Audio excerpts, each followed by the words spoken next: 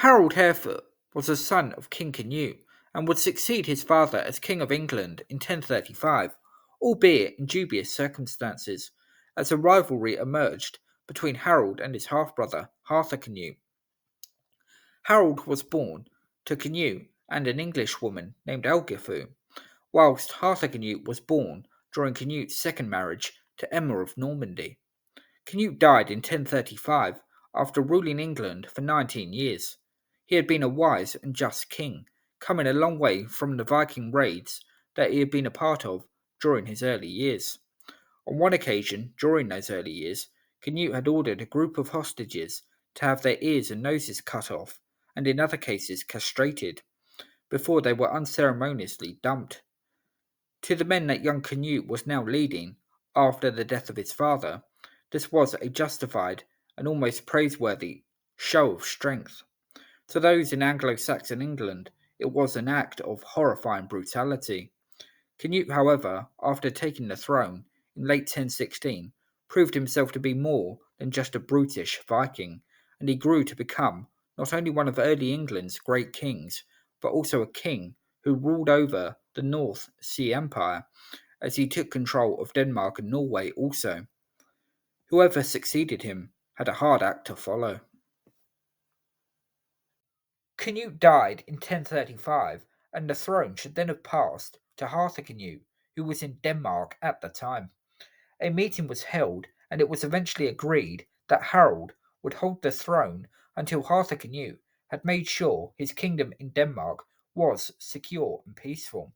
However, there were those who could only see trouble in this arrangement, and perhaps expected Harold to establish himself as outright king, which could potentially lead to a civil war if and when Arthur Canute landed in England. One of the most vocal voices of opposition was Earl Godwin, one of the most important men in England.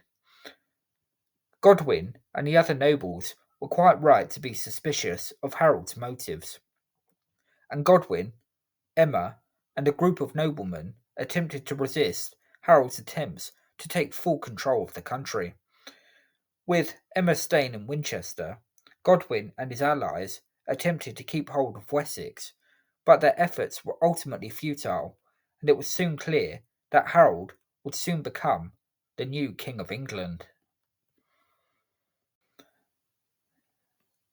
Godwin knew which way the wind was blowing now, and he abandoned any potential alliance with Emma.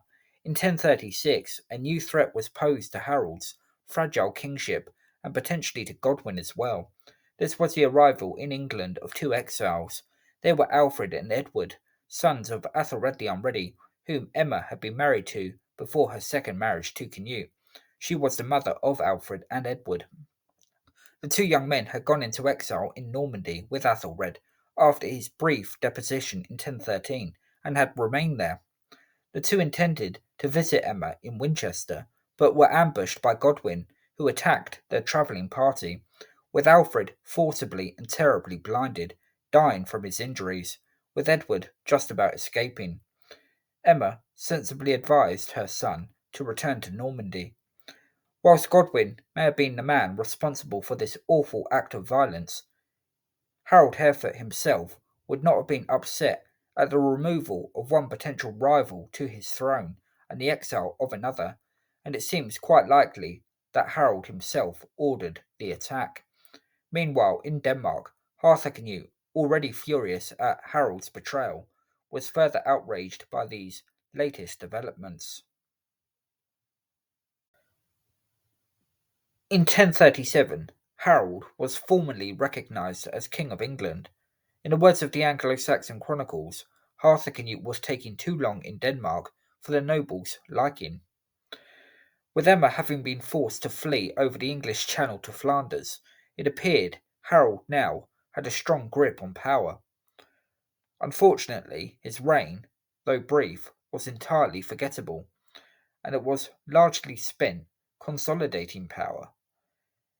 He was clearly an athletic man, as Harefoot is a reference to his fleetness of foot whilst he was out hunting, but as king, Harold has left little to no lasting impression. Indeed, some found it hard to believe he was Cnut's son at all. His assuming of the throne ahead of Harthacnut showed a lack of loyalty and honour. After Harold's death in 1040, Harthacnut finally came and took the English crown. In retribution, he had Harold's body dug up, beheaded, and dumped unceremoniously.